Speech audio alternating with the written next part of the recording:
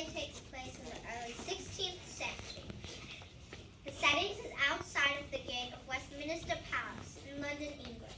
Two guards march to the stations while a crowd moves in on both sides. The crowd is talking about the royal family. Perhaps the king himself will come outside today. He hoped for tonight, if only I can get a glimpse of the young prince.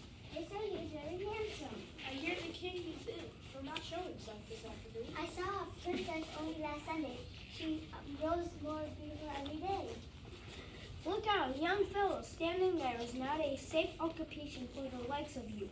The prince, I can see the prince. Mind your manners, you young beggar. Let me go, let me go. Look, the prince is here. The prince has come out of the palace grounds. Guards, how dare you treat a poor lad like that? How dare you use my father's lowest subject? Release him, open the gates, and let him in. Away with you. Lad, you look tired and hungry. You have been ill-treated. Come with me. A few minutes later, we find ourselves in the chamber of the prince. Tom is sitting at his table, spread with all kinds of food. He looks at it with awe as he eats. The prince walks about the room, talking to Tom. Good. Now that I've dismissed my attendants, we can talk. What is your name? Tom Canty, if it pleases you, sir. 'Tis an odd name. Where do you live? Awful court in the city, sir. Awful Court, another odd name. Have you parents? I have two parents in the Gammer Canty. My grandmother, besides, I do not care so much for her. If I may say so, sir, I also have sisters, Anne and Beth. Is your grandmother not kind to you? She has a fear and wicked heart, and is not kind to me or anyone else. Does he mistreat you? There are times when she beats me, sir. Beats you? And you so frail and small. To the tower with her. Sir, you forgot our low station. The tower's only for great criminals. So it is. I shall have to think of some punishment for her. Is her father kind to you? No worse than my grandmother, sir, but my mother is good to me, as are my sisters. Well, that is better. Tell me more about your life at Awful Court. What do you do for fun there? Oh, we do have good times there, except when we are hungry. There are Punch and Judy shows and dancing monkeys. Yes, go on. We boys at Awful Court have sparring matches and races, and in the summer we made a swim to the canals of the river. It would be worth my father's kingdom to enjoy that, just once. We danced around the maypole and roll in the mud sometimes too. Oh, say no more. If I can only wear clothes like yours, just once, and run barefoot through the mud, I think I would give my crown up for that. If I could wear such fine clothes as yours just once. Would you really like that? Then it shall be. I'll call the servants to clear away the table. While they do that, you and I shall go to the next room and exchange clothing. Page! Yes, Your Highness? Quickly, lad, follow me. Now's our chance. Quickly, lad, follow me. Now's our chance. My attendants will be occupied and will not find us. A moment later, the royal servants enter and clear the dining table. While they are busy, Tom and the prince leave the room. When the boys re-enter, they have exchanged clothing. They run over and stare first into the mirror, then at each other. What do you do? What do you make of this, Tom Canty? Your worship, do not make me answer. This is not right for a person on my station to say such a thing. Then I will say it. You have the same hair, the same eyes, the same voice, and manner, the same stature, the same face as I. Now that we have exchanged clothing, there's no one who could tell us apart. Where did you go? Where did you get that bruise on your hand? Oh, it's nothing, sir. The poor guard at the gate. That was a cruel thing to do. I'll speak to him at once. Do not move until I return. This is our command. The prince in Tom's clothing goes to the main gate. The guards, thinking he is Tom, laugh and push him into the street. Away with you, beggar. for making trouble for us with the Prince of Pauper. I am the Prince of Wales, and you will be hanged for laying a hand on me. I salute your gracious highness. Be off, you crazy rubbish, and you two old men. What do you want? I want the lad! So there you are, Tom, walking after royalty and having begged for fathering for me. I warrant, if so, I'll break all the bones in your body or I'll knock down Canty.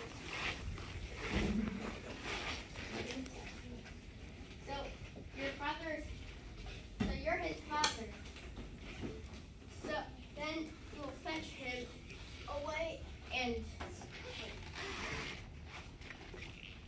so you're his father, then you will fetch him away and restore me to the castle. His father, I'm your father, and I'll pound that lesson into you. I will. Are you okay? Are you okay? Yeah. Do not joke or delay any longer. Take me to the king, my father, and he shall make you rich. Believe me, I am indeed the Prince of Wales. He's always had a fancy for royalty, and now he's going stark mad. But mad or not, Gamer Canty and I will cure the likes of you. John Canty drags the boy to his house, believing his son Tom. The next day, at the palace, several lords come to the prince's room, where a table is elaborately set, spread for dinner. Listen as the men talk together. What do you think, Lord Cuthbert? It worries me, Lord St. John. The king is near his end, and my nephew is mad. Mad he will mount the throne, and mad he will remain. God protect England. She will need it. But have you no doubts as to? Speak on. Doubts as to what? I am loath to say what is on my mind, and you so closely related to him, my lord. Beg pardon if I offend you then, but seems it not to you that his manner and speech differ in some trifles from what they were before? He did not recognize his own father, and he insists that he is not the prince. An impostor would claim to be the prince? Has there ever been an impostor who would deny this? No, this must be the prince gone mad. We must help him all we can. Ah, it is the Lord Head Cook. Everything is ready for the prince. Good. Call in the other attendants. Lord Clifford and I have a message from the king. Yes, my lord. Lord St. John, I understand your questioning, but you must do all you can to hide your doubts. It is up to us to see him through this.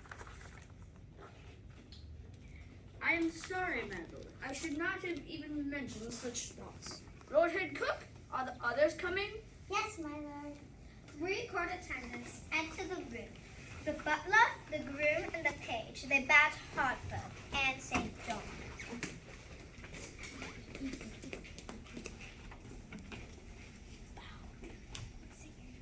Good afternoon, gentlemen. We have called you here to relay a special message from His Majesty the King. Word has reached him that there is talk in the palace that the prince has gone mad. Lord St. John will read you the declaration of the king. I shall fetch His Highness the Prince. In the name of the king, let none listen to this false and foolish matter, upon pain of death, nor discuss the same, nor carry it abroad in the name of the king. Hartford and Tom enter. Tom sits at the table, awkward and ill at ease. He picks up the napkin and looks at it curiously, for he has never seen one before. Please take this away. I'm afraid I might get soiled. Your Highness had best retire early this evening, so you will not be tired for the city's banquet tomorrow.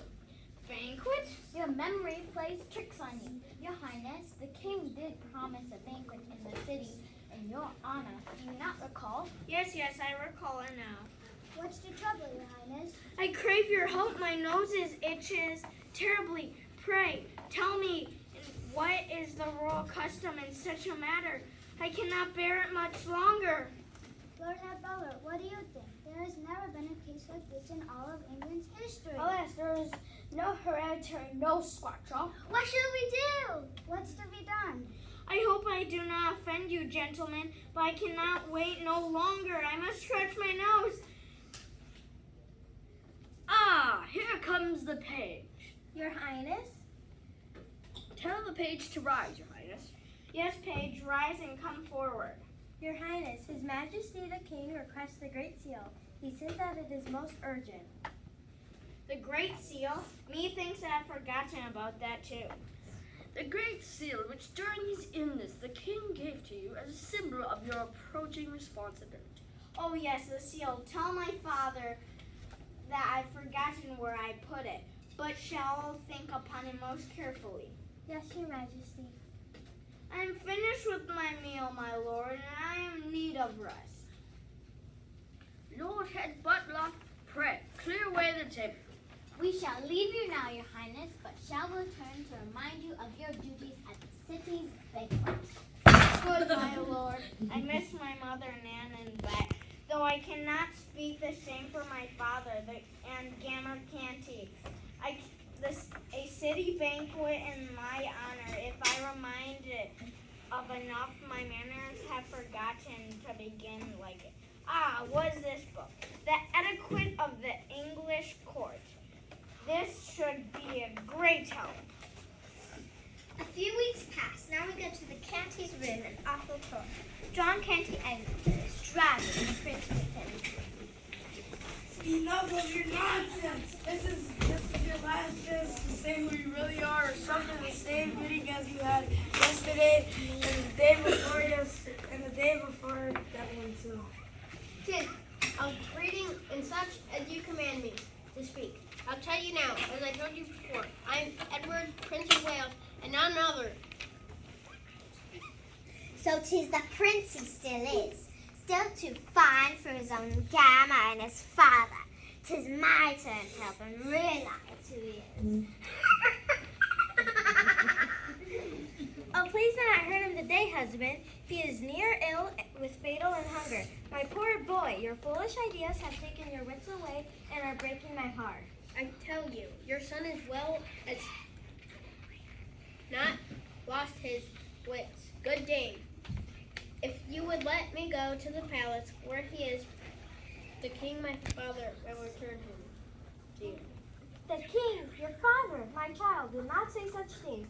They might mean death for you and ruin of all of us. Call back your wandering memory and look upon me. Am I not your mother? I do not like to grieve you, madam, but you were not my mother. So, still royalty, he says, too fine for his own family. How dare you, lady, stands in the prince's presence, upon your knees and do him reverence. More rest and more food will cure his madness. I'll fix some soup with what scraps I can find. Come, Gamer, please help me. I'll help, but the soup will be for me and his father first. There'll be a little rest for any of us, unless you lure your royal self to be begging soon. The rent is due tomorrow, and you have not yet begged a single penny. Offend me not with your sordid matter. I tell you again, I am the king's son. Oh, who are these men? Ah, you going rougher. Where have you been these many months? It has been long since I've seen you. We've been in prison, that's where we've been. We were suspected of stealing deer from the king's park. They kept us in prison a few months, but could not prove us guilty. They gave us a good whipping for causing them so much trouble, then set us free. But why would they whip you if you were innocent? That is not just. You young ones have such strange ideas, as if justice mattered in dear old England. The lucky to escape with their lives when innocents dead in prison, ready to be hanged or burned as witches. Here's some soup, Tom. Will you do good to drink it? Thank you, good madam. Your kindness will be remembered. Oh, Tom, you talk as if your wits have left you. Please have the soup. Perhaps it will restore your health and memory. After you're finished bothering with His Royal Highness, what about some food for the rest of your family? Forgive me. I'll fix some for you now. Well, Your Majesty, I hope that soup pleases your royal tongue. I do not mean to offend your kind wife, but I cannot eat this without the proper service. Is that so? then you'll be starving. You will before you find any service around here. The boy's ill, John Canty. Here's how you do it, Tom. Come, people. You leave His Majesty do His dinner. Place a large portion of the soup. I command you to stop.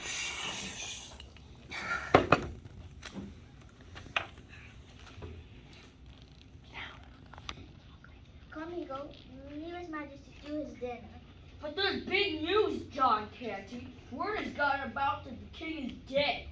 The prince looks up startled, then buries his head in his arms. His shoulders are shaking with sobs. John Canty looks at the prince, shakes his head, and smiles. Little meaning that has for me. The new king is probably no better than his father. 'Tis heard that a young prince will be crowned king before long, and we shall see how much he cares for justice. Enough of this treason. I shall see that justice be done, and to you and all the others who were ill-treated.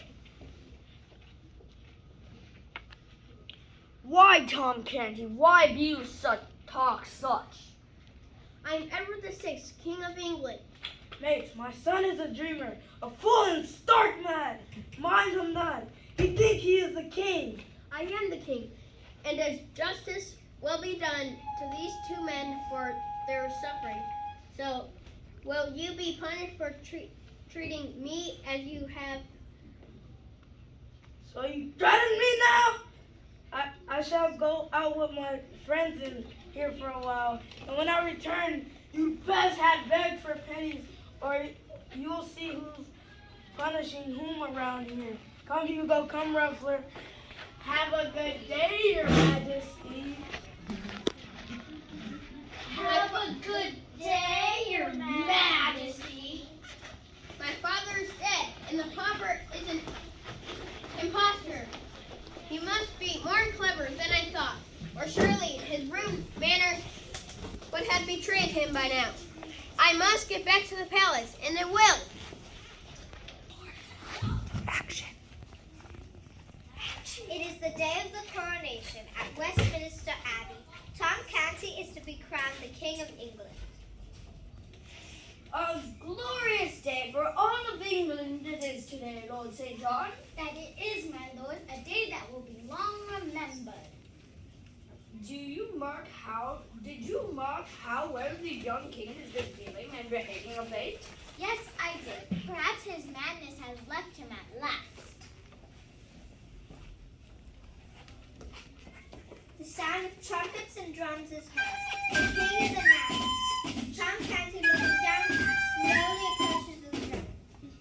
My liege people, see your downcast head and take it for a bad omen. Lift up your head and smile upon your subjects. I'm sorry,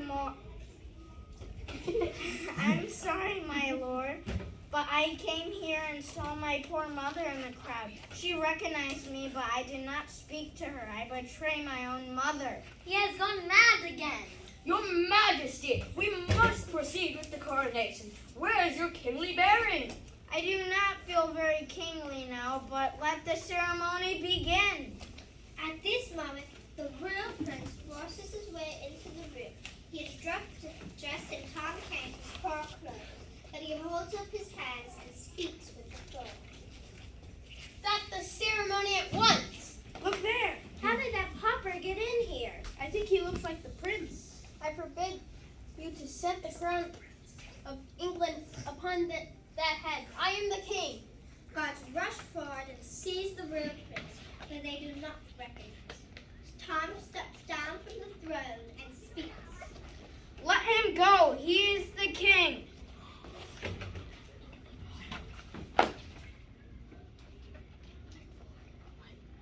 Your Majesty, mind not his Majesty, his milady is touching him again. Seize the pauper! On your peril, touch him not. He is the king. Your Majesty, let poor Tom Canty be the first to swear his loyalty to you. My lord, do you mark the resemblance between them? 'Tis an astonishing likeness. By your favor, sir, I desire to ask certain questions. I will answer them, my lord. If you are the true king, tell me how many servants were in the palace when you left. 419. What was the color of the curtains in the late king's bedchamber? Royal blue, of course. The answers are correct, but they prove nothing. Wait, I have a question on which hangs the throne. Where is the Great Seal? Only he who truly was the Prince of Wales can answer that. There was nothing difficult about that. Lord St. John, go to my room in the palace, in the left-hand corner, farthest from the door, and you will find in the walls a brazen nailhead. Press on it, and a little jewel chest will fly open, and none else in the world knows about that chest. The first thing you will see will be the Great Seal. Bring it here. Why do you hesitate? Haven't you heard the king's command? Go! Tom, you are indeed loyal to help me this way, and I have suffered this much past weeks.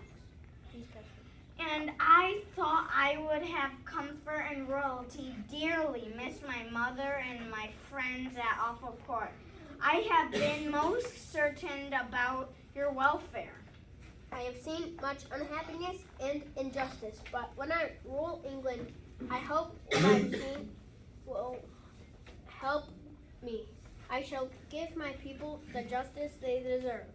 I hope your Majesty will not mind, but I've already released the pardon of many prisoners. I do not mind at all, and you shall be rewarded for your generosity and loyalty to me. Lord St. John returns, carrying the Great Seal. The Great Seal of England! Now, my king, take back these regal clothes and give poor Tom, thy servant, his rags again. Arrest the impostor! To the tower! Hang him! I will not have this, were it not from him. I would not have my crown again.